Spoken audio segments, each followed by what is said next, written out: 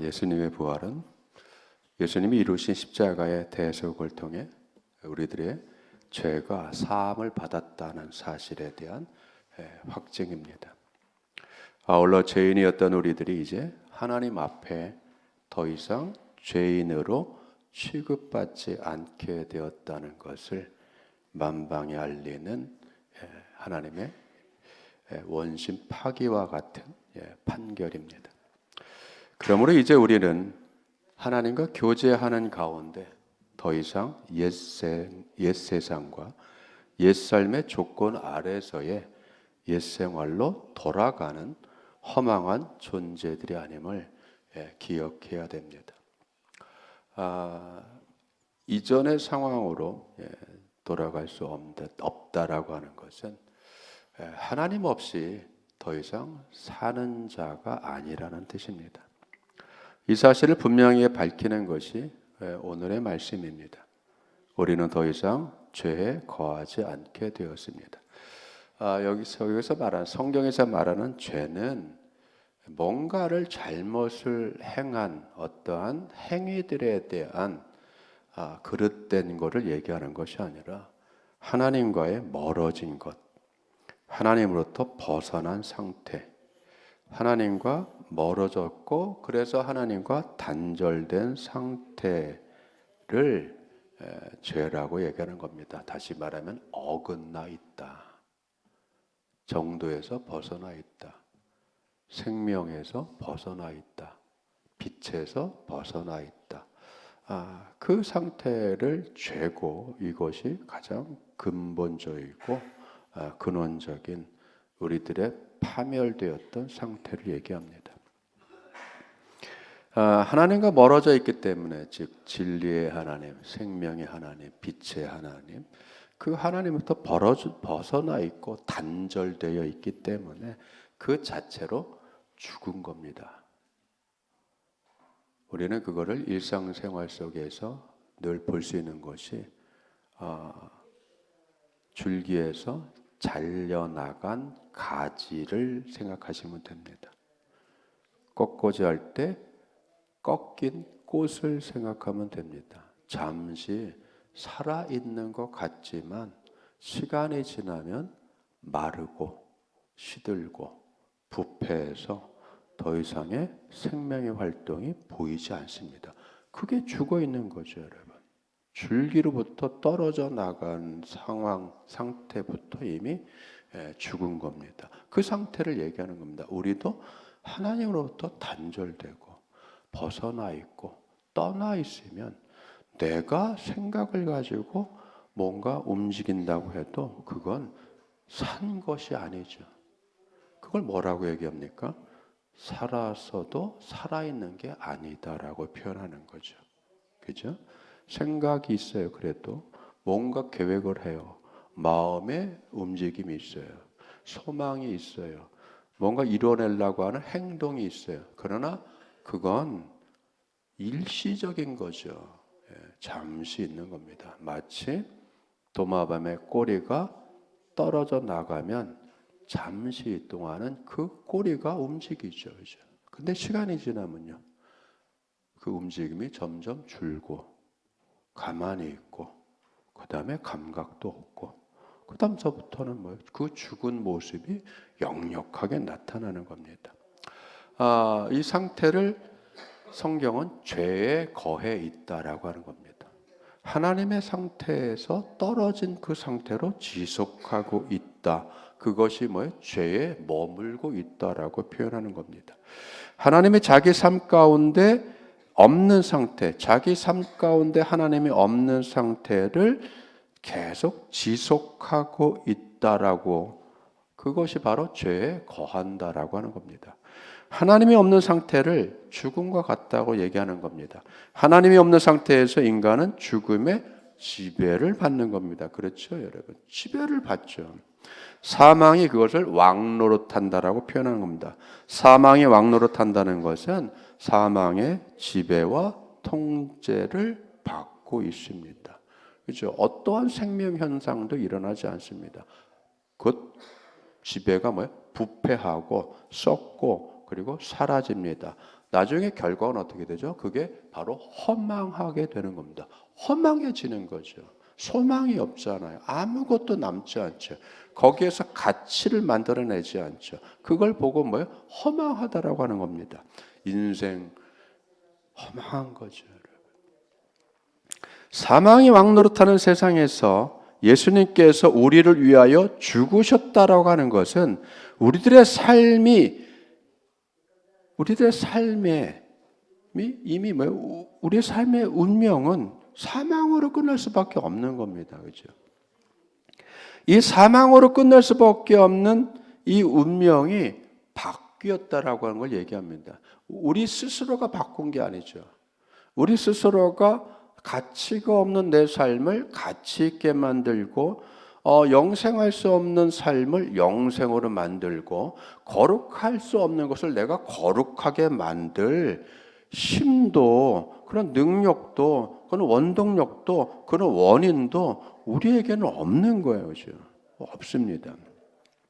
그렇기 때문에 예수님께서 십자가에서 죽으시는 그 방법을 통하여서 우리 사망 속에 들어온 거죠. 우리가 죽을 수밖에 없는 이 상태로 주님이 들어오셔서 죽을 수밖에 없는 우리들을 붙들어 주신 거죠, 여러분.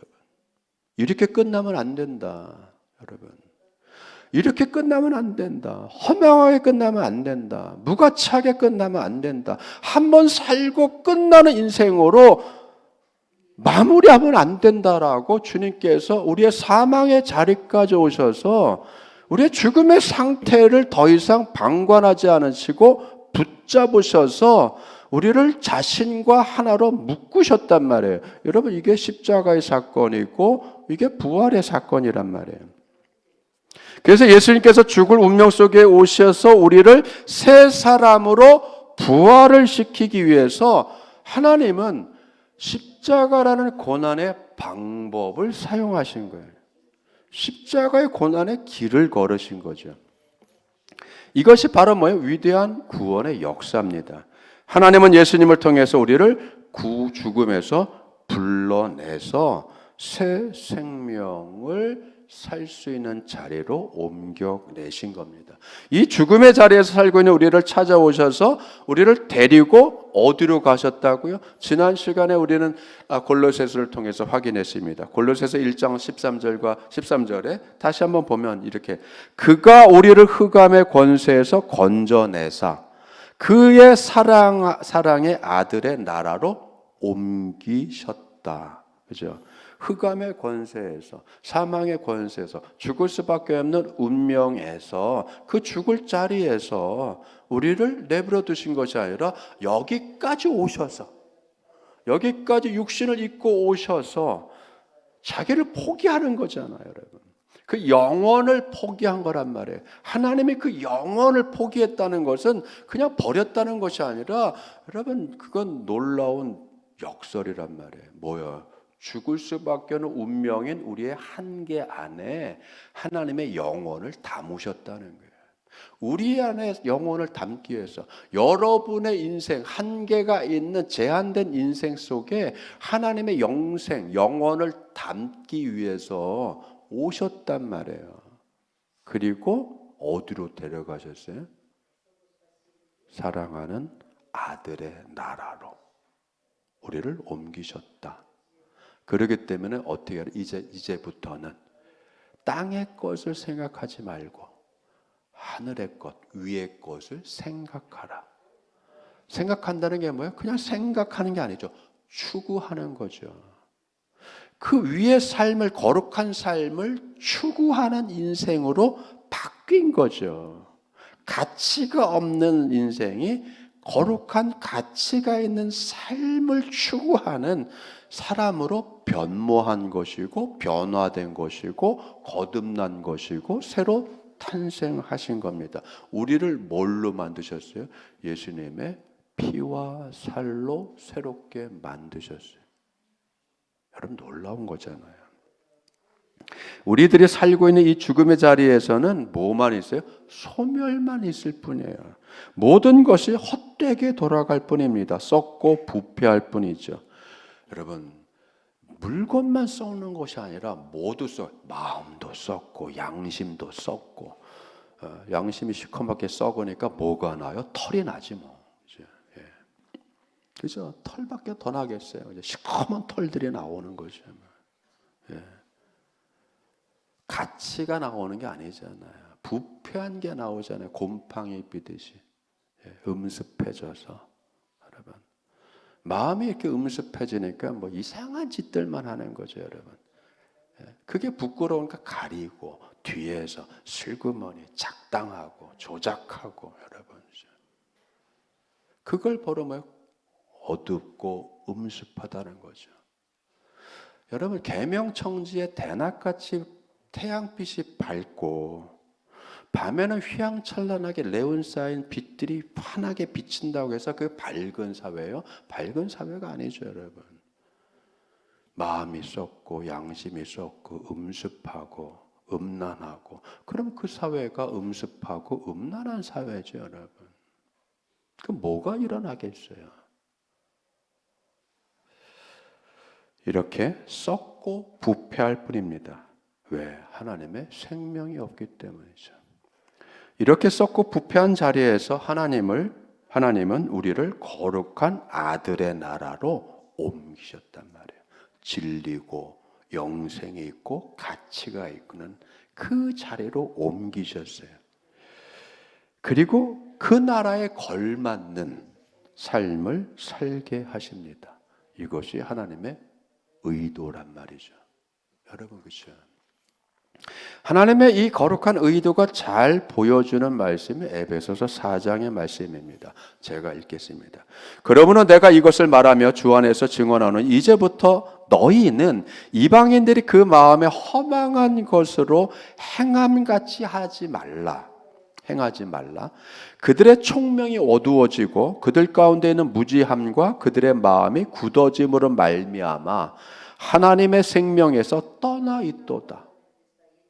그들이 감각 없는 자가 되어 자신들을 방탕에 방임하여 모든 더러운 것을 욕심으로 행하되 오직 너희는 그리스도를 그와 같이 배우지 아니하였느니라.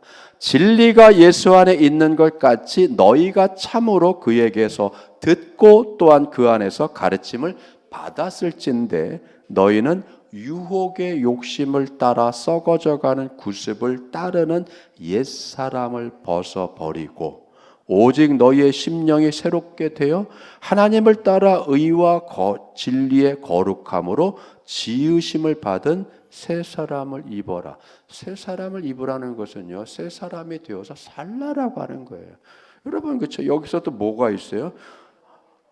허망한 하나님에게서 떠나 있는 이방인들의 삶의 모습과 하나님의 나라로 옮겨져서 그 거룩한 삶을 사는 성도의 삶을 대비해서 보여주잖아요. 이전에 하나님이 없이 살았던 그 삶이 뭐예요? 하나님을 떠나 있는 거죠. 하나님의 생명에서 떠나 있는 상태가 뭐예요? 무지하고 마음이 굳어져서 감각이 없고, 굳어져서 감각이 없다는 게 뭐예요? 죽었다는 거죠, 여러분. 자기는 살아있다고 하는데 정작 죽어 있는 거죠. 감각이 없습니다. 즉 분별력도 없고 판단력도 없고, 그죠? 이런 게 없는 거죠. 내가 행하는데 이 행하는 결과가 나에게 어떤 결과로 내게 돌아올지, 여러분, 그렇죠?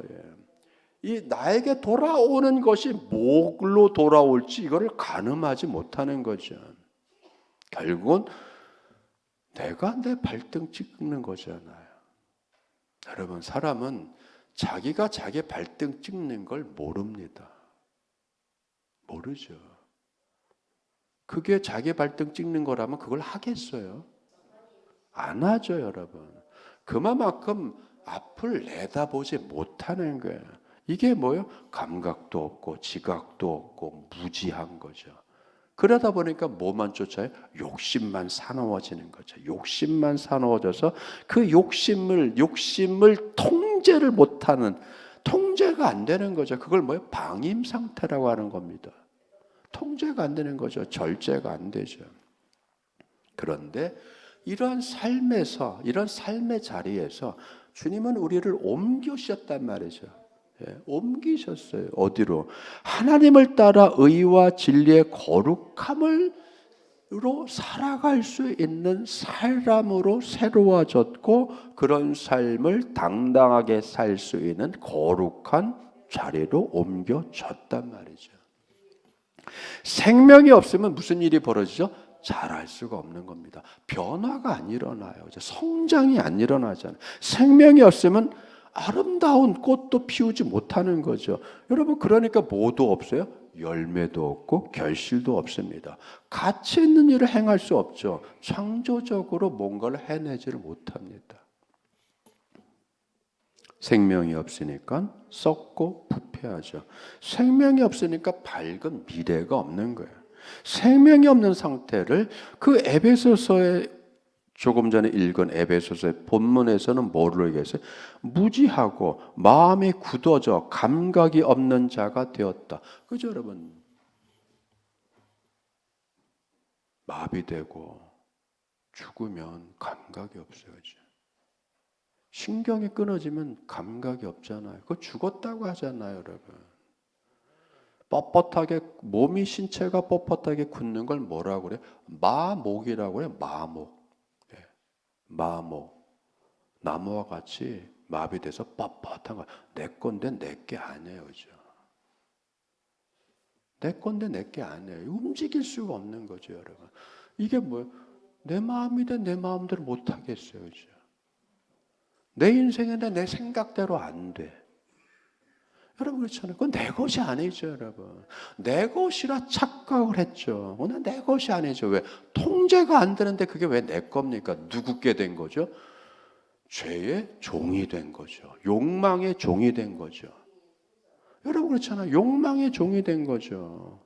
죄의 종이 된 거잖아요. 나도 내 욕망을 어떻게 제어하지 못해. 욕망이 나를 집어삼킨 거죠, 여러분. 오늘날 대부분 어떻게 욕심과 욕망과 자기 무지와 자기 의지를 가지고, 예. 그러니까 어떻게 이 사람의 의지, 저 사람의 의지가 대립하고 싸울 수밖에 없잖아요. 방탕이란 존재의 허비를 얘기하는 겁니다. 허비하는 거죠. 시간을 허비해요. 재능을 허비해요. 재물을 허비해요. 허비하는 겁니다, 여러분. 그게 방탕이에요. 술 먹고 아무데나 들어놓고 그게 방탕이 아니라 허비하는 거란 말이죠. 분별 없고 계획성 없고 절제가 없고 흐트러진 거죠, 여러분. 흐트러진 거죠. 비가 많이 나와서 홍수가 지면 어마어마하게 내에 물이 흘렀는데 그 어마어마한 물의 힘을 둑이 버텨내야 되는데 둑이 버티지 못하고 한쪽이 툭 터지면 무슨 일이 벌어지죠? 그 물이 통제력을 잃고 그 물이 어마어마하게 휩쓸려서 마을을 절단내잖아요. 여러분, 이게 허비와 방임이에요. 허비와 방임의 결과. 그 좋게 쓸 물이 파괴적이 된단 말이에요. 사람을 살리는 생수가 사람을 죽이는 탕류가 된단 말이죠. 생명이 있는 상태에 대해서 시편 1편은 이렇게 말씀합니다. 저는 시냇가에 심은 나무가 철을 따라 열매를 맺으며 그 잎사귀가 마르지 아니함 같으니 그가 하는 모든 일이 다 형통하리로다. 뭐죠? 이게 생명력이에요, 여러분. 이 생명력을 우리는 어디서 공급받죠? 하나님으로부터 공급받고, 이 시편에서는 그 하나님으로부터 공급받는 이 생명력이 어디서 온다는 거죠? 그의 말씀에서 온다는 거죠. 그렇기 때문에 복 있는 사람은 주야로 하나님의 율법을 묵상한다는 거죠, 여러분. 그 말씀으로부터 생명력을 얻고 영생수를 얻고 그 생수를 얻어서 끊임없이 어떻게 마르지 않은, 기갈이 없는, 저 마르지 않는 나무와 같이 늘 푸르고 철을 따라 결실한다. 여러분, 그것만 있는 게 아니죠. 메마른 곳을 생명력 있는 상태로 만드는 그 물과 같은 생명력에 대해서 이사야 선지자는 놀라운 비전을 우리에게 주셔요. 이사야서 58장 11절에 이런 말씀이 있습니다. 여호와께서 너를 항상 인도하여 메마른 곳에서도 네 영혼을 만족하게 하며 네 뼈를 견고하게 하리니 너는 물된 동산 같겠고 물이 끊어지지 아니하는 샘 같을 것이라. 그렇죠? 여러분, 하나님이 이끄신다는 거예요. 하나님이 너를 항상 인도하여서. 여러분, 인생살이가 늘 좋은 건 아니잖아요. 항상 인도하셔서 메마른 곳도 갈 수 있고 협착한 곳도 갈 수 있고 가시덤불 있는 곳에 갈 수도 있고 위험한 짐승 있는 곳에 갈 수도 있단 말이에요. 그러나 항상 주님이 지켜서 보호하여 주시고 마치 메마른 땅에 갈지라도 거기서 물된 동산같이 주님이 생명력을 공급하여 주신다는 거예요. 그 생명력이 어디서 오는 거예요? 하나님으로부터 오는 거잖아요. 그러니까 하나님이 우리의 삶의 근원이 되는 거예요. 그 근원이 되는 하나님과 떨어져 살 수 없잖아요.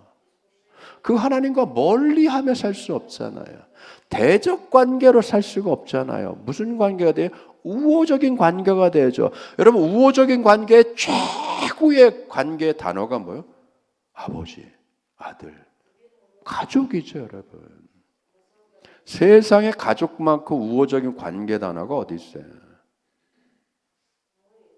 부모 자녀와 같은 끊을 수 없는 관계가 어디 있나요? 이제 하나님이 그런 관계로 우리를 사랑의 줄로 묶으셨다는 거예요. 하나님의 일하심은 생명이 넘치는 삶을 살게 하는 거예요. 이것은 죽음이 운명인 인간에게 주신 가장 위대한 은혜입니다. 가장 놀라운 은혜죠. 하나님께서 예수님의 부활을 통하여 죄와 죽음을 극복하셨기 때문에 이 부활 사건에 묶여진 우리에게는 죄와 사망의 지배가 미치지 못하게 되는 겁니다. 새 생명의 다스림 안에서 우리가 살게 되는 것입니다. 이것이 흑암의 권세에서 사랑하는 아들의 나라로 옮겼다라고 하는 뜻입니다. 오늘 이 본문의 9절 말씀처럼 사망이 다시 주장하지 못하는 것이 되는 겁니다. 이것이 뭐예요? 우리들의 죄의 몸이 죽었기 때문에. 이게 중요한 거예요. 왜 우리가 예수님과 함께 십자가에 못 박혀 죽었다는 얘기를, 왜 예수님과 함께 예수님 안에서 왜 우리가 십자가에서 죽었다라고 하는 표현을 왜 쓰냐 말이죠. 여러분, 이건 법적인 거예요.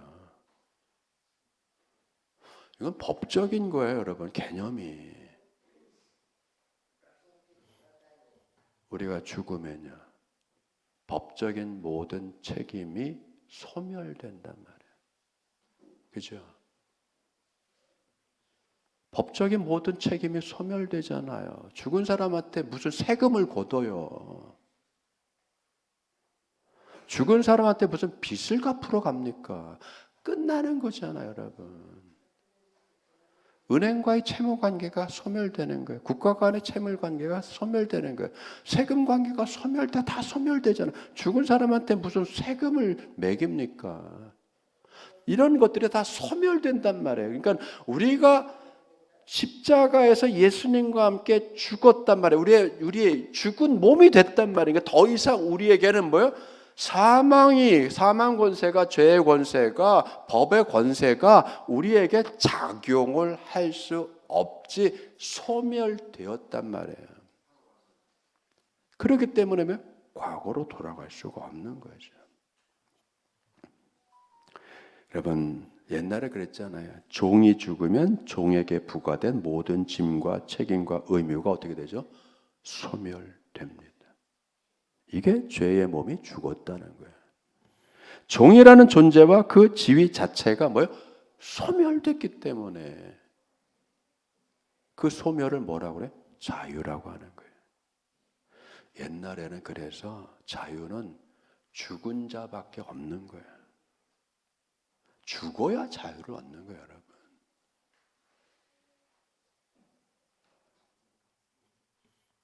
죽어야 자유를 얻어요. 얼마나 이게 비참한 겁니까? 우리의 죄의 몸이 죽었다는 것은 죄의 지배, 죄의 유혹, 죄의 결과로 벌어지는 결과로서의 벌까지 소멸되었다는 것을 뜻합니다. 이제 우리는 예수님의 살과 피로 새롭게 만들어진 사람들이에요. 우리는 하나님의 의지, 하나님의 권능, 하나님의 약속에 의해서 빚어진 새 생명, 그 빚어진 생명체, 새로운 생명이 된 겁니다. 하나님 우리를 하나님의 자녀의 영광의 자리로 옮기셨어요. 하나님의 상속자의 자리로 옮겼어요. 이게 뭐죠? 우리들의 영광이란 말이죠. 우리들의 영광이 뭐냐면 세상에서 출세하고 지위가 높아지고 재산이 늘고 떵떵거리고 이게 영광이 아니라 이런 것을 우리가 누릴지라도 거기에 하나님이 계시지 않으면 그건 죽어 썩은 거에 지나지 않는단 말이죠. 하나님의 자녀의 영광의 자리로 옮겨갔고 하나님의 상속자가 되어지는 그 자리, 그 상속자의 자격을 얻는 것, 이게 바로 뭐예요? 이게 구원이죠. 이게 구원받은 거죠. 구원받은 우리는 그렇기 때문에 뭐예요? 하나님의 자녀의 영광이 우리의 삶 가운데 생활 속에 나타나는 방향으로 생활을 하고 삶을 살아가는 겁니다. 그러기 위해서는 뭐가 필요해요? 하나님의 인도와 그다음에 하나님의 훈련을 받아야 돼요. 아버지의 교훈을 받아야 되고 아버지의 훈련을 받아야 되는 겁니다. 이를 위해서 뭐예요? 하나님은 때로는 뭐예요? 고난, 즉 훈련과 교육이라는 방법을 사용하시는 겁니다. 히브리서 5장 8절에 이런 말씀이 있죠. 그가 아들이면서도 당했던 고난으로 순종을 배웠다. 여러분, 여기서 순종을 배웠다와 고난을 당했다가 전부 다 과거형이고, 그럼 문법적인 형태는 능동태예요. 놀랍죠? 능동적으로 그 고난을 당했단 말이에요. 누가? 아들 예수 그리스도가. 누구를 위해서? 우리를 위해서. 능동적으로 고난을, 능동적으로 배움을 가졌다는 거예요. 여러분, 그러니까 고난과 배움은 같이 가는 거예요. 여러분에게 어려움이 있어요. 하나님이 허락하는 어려움은 그 어려움으로 끝나는 것이 아니라 어려움 좀 맛봐라가 아니라 그 어려움을 통해서 뭐요? 배우는 거란 말이에요. 고난을 통해서 배우는 거란 말이에요, 여러분. 그렇기 때문에 어려움과 훈련이 고될수록 배움의 깊이가 커지는 거고 깊어지는 거예요. 그걸 겪어 오시면 어떻게 돼요? 얼굴이 달라지고 삶이 달라진 그 아름답고 그런 자태가 드러나잖아요. 깊이 있잖아요. 여러분들 모두가 이 과정을 겪어 오셨어요. 훈련 받아 오셨고 고난을 받아 오셨고 그런 통해서 뭐예요? 얼마나 여러분 모습이 대단해요. 믿음의 자리에서 안 도망가셨잖아요. 기도의 자리에서 내빼지 않으셨잖아요. 죽고 싶은 경우가 얼마나 많았어요. 끝내고 싶은 경우가 얼마나 많았어요. 주님, 더 이상 더 못 살겠습니다. 했던 일들이 얼마나 많아요. 근데 그 과정들을 눈물로 겪어 오셨잖아요. 참으면서 겪어 오셨잖아요. 이를 악물고 겪어 오셨잖아요. 여러분 모두 신앙을 포기하지 않으셨잖아요. 예수님을 부인하지 않으셨잖아요. 오히려 더 은혜를 사모하셨잖아요. 그걸 통해서 뭐예요? 기도하잖아요. 순종이죠, 여러분. 예배를 드리잖아요. 이게 순종이죠. 이걸 배우는 거예요, 여러분. 배우신 거예요, 여러분. 때로는 이끌림을 받고 어거지로 수동적으로, 때로는 기뻐서 감격적으로 능동적으로. 여러분, 일일이 누구누구라고는 제가 거론을 하지 않겠습니다. 대단하십니다, 여러분들. 그죠? 그 뼈아픈, 눈물을 흘리는 뼈아픈, 그 뼈아픈 그것들을 다 겪고 오셨잖아요. 이제. 주님이 그걸 겪으신 거예요. 그 고난을 통해서 순종함을 배운 거죠. 하나님의 뜻에 철저히 순종하는, 아버지의 뜻에 철저히 순종하는, 죽기까지 순종할 줄 아는, 그건 패배가 아니에요. 그건 무능해서가 아니에요. 왜죠? 그건 측량할 수 없는 하나님의 일하심을 그걸 통해서 배우시는 거야.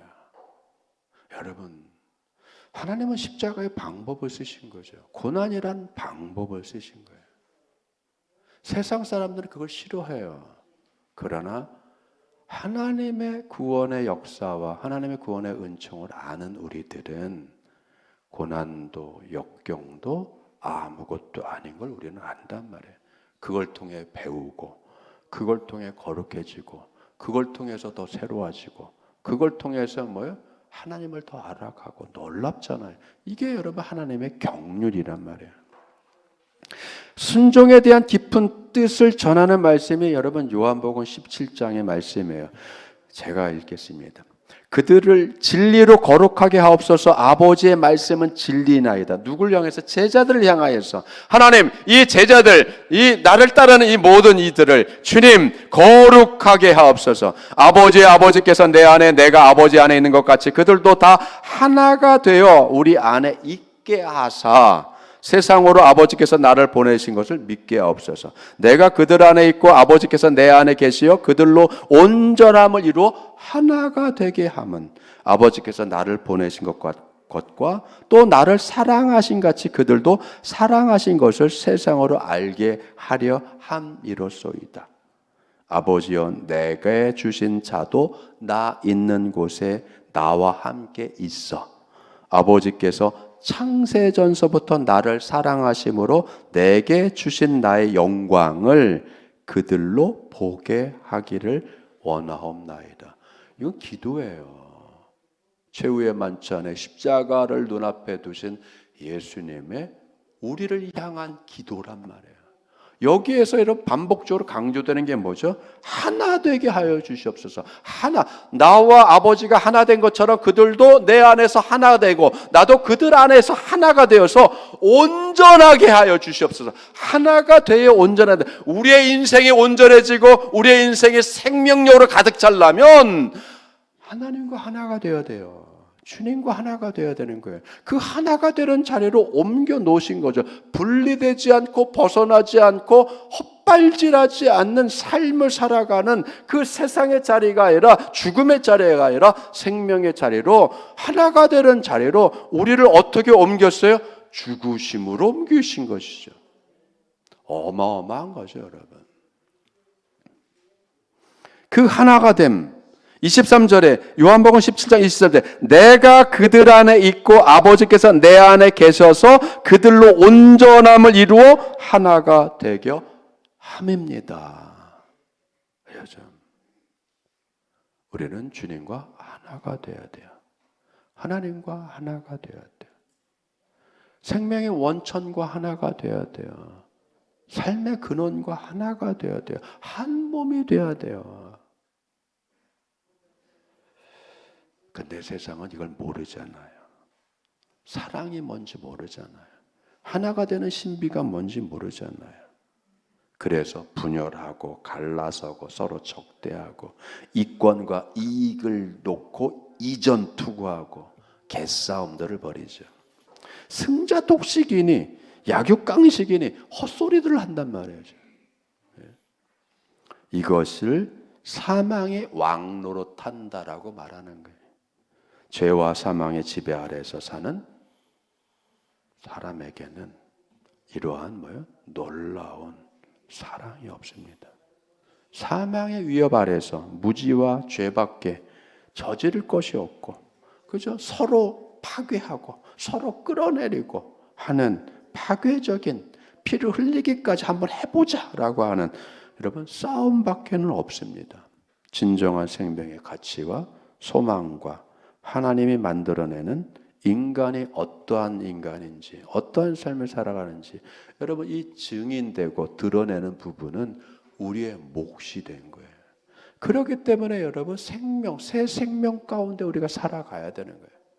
새 생명의 삶이 어떤지를 여러분 우리는 그걸 살아내야 되고 보여내야 돼요. 주님이 하셨던 것처럼.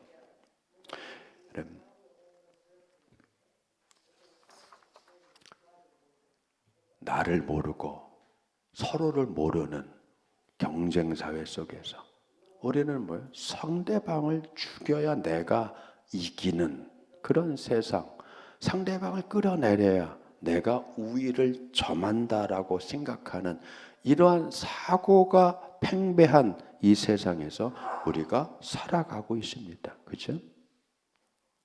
그러나 우리의 삶의 모습은 하나님의 말씀은 정반대를 원하시는 거예요. 정반대를 요구하시는 거예요. 하나님이 자신을 내어준 것이 무엇인지 모르는 세상에 우리는 예수님의 희생의 영광스러운 모습을 우리는 가져야 되고 지녀야 되고 생활화해야 됩니다.